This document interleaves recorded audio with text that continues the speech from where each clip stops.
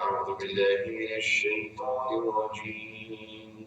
بسم الله الرحمن الرحيم. الحمد لله رب العالمين، الرحمن الرحيم، مالك يوم الدين. إياك نعبد وإياك نستعين.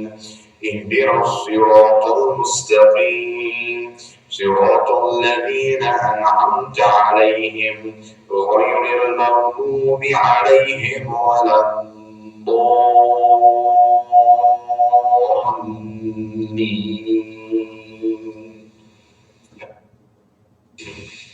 بسم الله الرحمن الرحيم.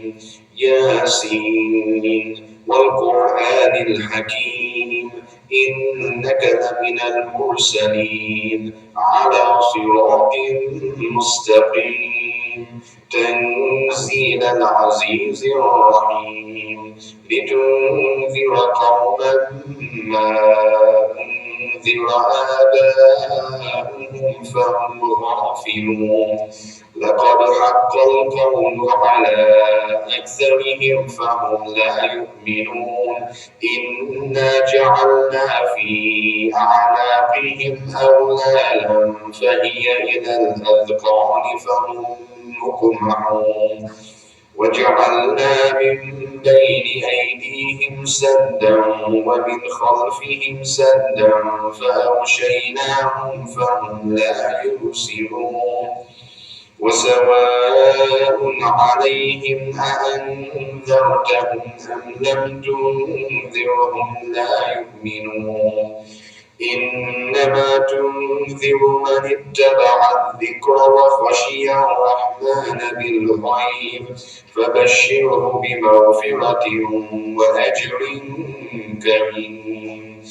إنا نحن نحيي الموتى ونكتب ما قدموا وآثارهم وكل شيء أحصيناه في إمام مبين. واضرب لهم مثلا أصحاب القرية إذ جاءها المرسلون. إذ أرسلنا إليهم اثنين فكذبوهما فعززنا بثالث فقالوا إنا إليكم مرسلون. قالوا ما أنتم إلا بشر مثلنا وما أنزل الرحمن من شيء إن أنتم إلا تكذبون. قالوا ربنا يعلم إنا إليكم لمرسلون وما علينا إلا البلاغ المبين. قالوا إنا تطيرنا بكم لئن لم تنتهوا لنرجمنكم وليمسنكم منا عذاب أليم. قالوا طائركم معكم أئن ذكرتم بل أنتم قوم مسرفون. وجاء من أقصى المدينة رجل يسعى قال يا قوم اتبعوا المرسلين. اتبعوا من لا يسألكم أجرا وهم مهتدون. وما لي لا أعبد الذي فطرني وإليه ترجعون. أأتخذ من دونه آلهة إن يردني الرحمن بضر لا تغن عني شفاعتهم شيئا ولا ينقذون. إني إذا لفي ضلال مبين. إني آمنت بربكم فاسمعون. قيل ادخل الجنة قال يا ليت قومي يعلمون بما غفر لي ربي وجعلني من المكرمين. وما أنزلنا على قومه من بعده من جند من السماء وما كنا منزلين إن كانت إلا صيحة واحدة فإذا هم خامدون يا حسرة على العباد ما يأتيهم من رسول إلا كانوا به يستهزئون ألم يروا كم أهلكنا قبلهم من القرون أنهم إليهم لا يرجعون وإن كل لما جميعا لدينا محضرون وآية لهم الأرض الميتة أحييناها وأخرجنا منها حبا فمنه يأكلون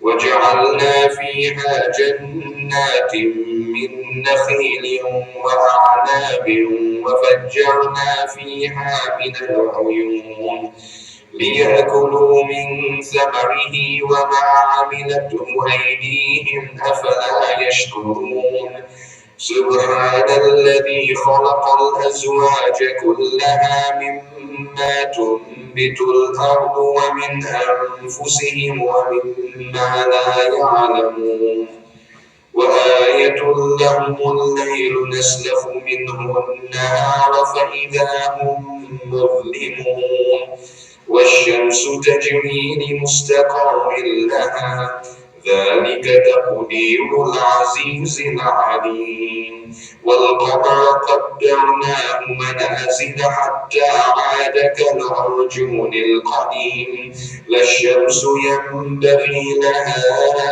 أن تدرك القمر ولا الليل سابق النهار وكل في فلك يسبحون وآية لهم أنا حملنا ذريتهم في الفلك المشحون وخلقنا لهم من مثله ما يركبون وإن نشأ نغرقهم فلا صريخ لهم ولا هم ينقذون إلا رحمة منا ومتاعا إلى حين وإذا قيل لهم اتقوا ما بين أيديكم وما خلفكم لعلكم ترحمون وما تأتيهم من آية من آيات ربهم إلا كانوا عنها معرضين وإذا قيل لهم أنفقوا مما رزقكم الله قال الذين كفروا للذين آمنوا أنطعم من لو يشاء الله أطعمه إن أنتم إلا في ضلال مبين ويقولون متى هذا الوعد إن كنتم صادقين ما ينظرون إلا صيحة واحدة تأخذهم وهم يخصمون فلا يستطيعون توصية ولا إلى أهلهم يرجعون ونفخ في السور فإذا هم من الأجداث إلى ربهم ينسلون قالوا يا ويلنا من بعثنا من مرقدنا هذا ما وعد الرحمن وصدق المرسلون إن كانت إلا صيحة واحدة فإذا هم جميعا لدينا محضرون فاليوم لا تظلم نفس شيئا ولا تجزون إلا ما كنتم تعملون إن أصحاب الجنة اليوم في شغل فاكهون هم وأزواجهم في ظلال على الأرائك الأرائك متكئون لهم فيها فاكهة ولهم ما يدعون سلام قولا من رب رحيم وامتازوا اليوم أيها المجرمون ألم أعهد إليكم يا بني آدم ألا تعبدوا الشيطان إنه لكم عدو مبين وأن يعبدوني هذا صراط مستقيم ولقد أضل منكم جبلا كثيرا أفلم تكونوا تعقلون هذه جهنم التي كنتم توعدون اصلوها اليوم بما كنتم تكفرون اليوم نختم على أفواههم وتكلمنا أيديهم وتشهد أرجلهم بما كانوا يكسبون ولو نشاء لطمسنا على أعينهم فاستبقوا الصراط فأنى يبصرون ولو نشاء لمسخناهم على مكانتهم فما استطاعوا مضيا ولا يرجعون ومن نعمره ننكسه في الخلق أفلا يعقلون وما علمناه الشعر وما ينبغي له إن هو إلا ذكر وقرآن مبين لينذر من كان حيا ويحق القول على الكافرين أولم يروا أنا خلقنا لهم مما عملت أيدينا أنعاما فهم لها مالكون وذللناها لهم فمنها ركوبهم ومنها يأكلون ولهم فيها منافع ومشارب أفلا يشكرون واتخذوا من دون الله آلهة لعلهم ينصرون لا يستطيعون نصرهم وهم لهم جند محضرون فلا يحزنك قولهم إنا نعلم ما يسرون وما يعلنون أولم يرى الإنسان أنا خلقناه من نطفة فإذا هو خصيم مبين وضرب لنا مثلا ونسي خلقه قال من يحيي العظام وهي رميم قل يحييها الذي أنشأها أول مرة وهو بكل خلق عليم الذي جعل لكم من الشجر الأخضر نارا فإذا أنتم منه توقدون أوليس الذي خلق السماوات والأرض بقادر على أن يخلق مثلهم بلى وهو الخلاق العليم إنما أمره إذا أراد شيئا أن يقول له كن فيكون فسبحان الذي بيده ملكوت كل شيء وإليه ترجعون صدق الله العظيم.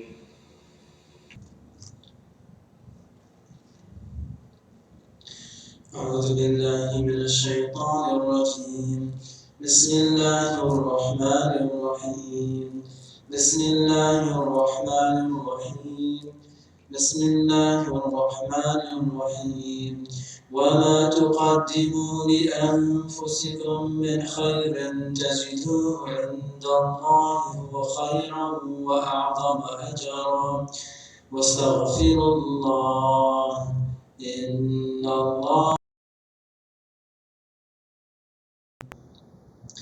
أستغفر الله أستغفر الله أستغفر الله أستغفر الله أستغفر الله أستغفر الله أستغفر الله أستغفر الله أستغفر الله أستغفر الله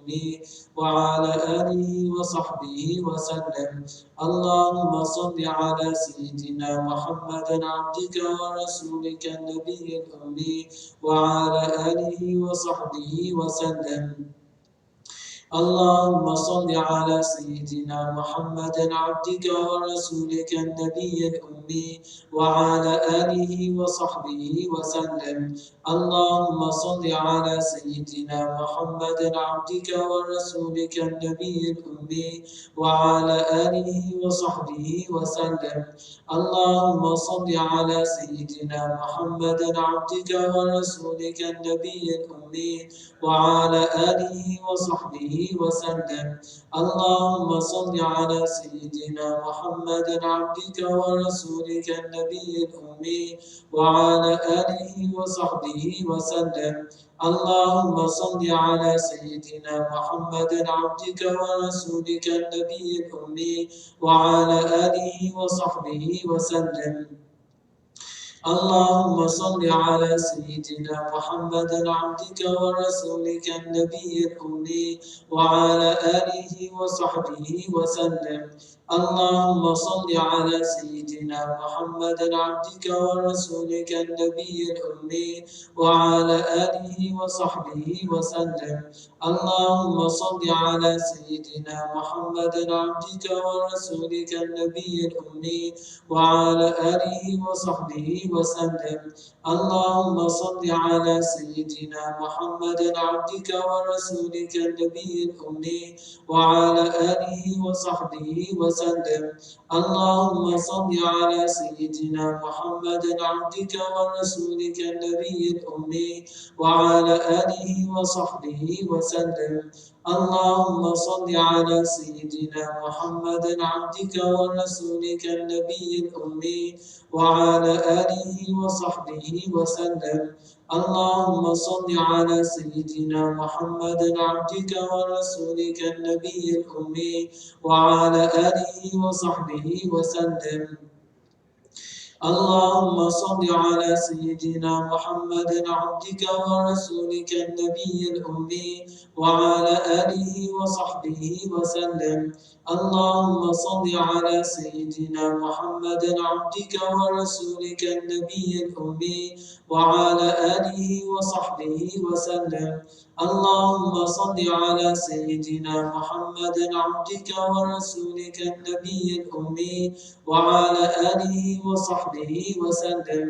اللهم صل على سيدنا محمد عبدك ورسولك النبي الأمي وعلى آله وصحبه وسلم. اللهم صل على سيدنا محمد عبدك ورسولك النبي الأمي وعلى آله وصحبه وسلم. اللهم صل على سيدنا محمد عبدك ورسولك النبي الأمي وعلى آله وصحبه وسلم. اللهم صل على سيدنا محمد عبدك ورسولك النبي الأمي وعلى آله وصحبه وسلم.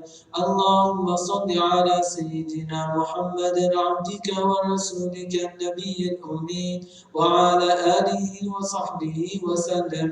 اللهم صل على سيدنا محمد عبدك ورسولك النبي الأمي وعلى آله وصحبه وسلم.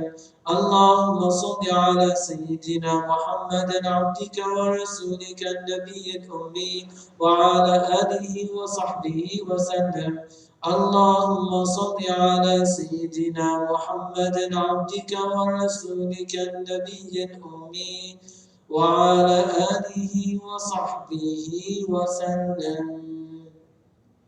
اللهم صل على سيدنا محمد عبدك ورسولك النبي الأمي وعلى آله وصحبه وسلم تسليما بقدر عظمة ذاتك في كل وقت وحين.